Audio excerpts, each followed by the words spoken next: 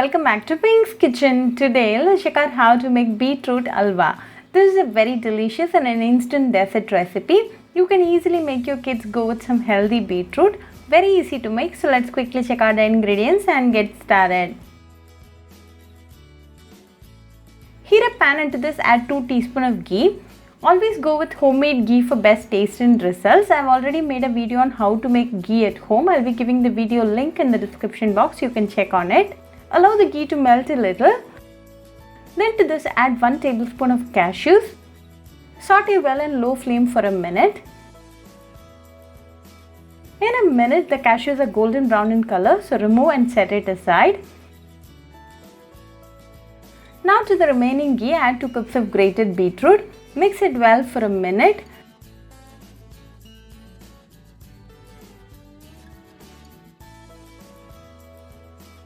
Then to this add 2 cups of milk.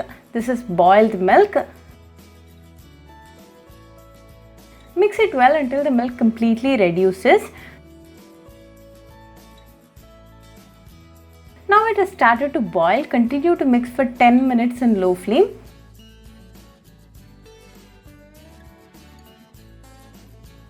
Now the milk is almost ready, so go ahead and add half cup of sugar. Mix it well. The sugar will melt and become a little watery. Continue to mix until it dries up. At this stage, add a teaspoon of ghee and mix it well.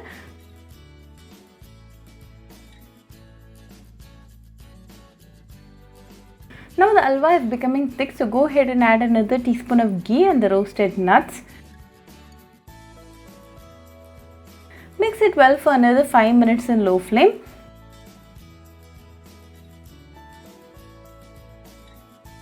Now we have the perfect consistency, so off the flame. Now a delicious beetroot halwa is ready. Serve it right away and enjoy with your family and friends.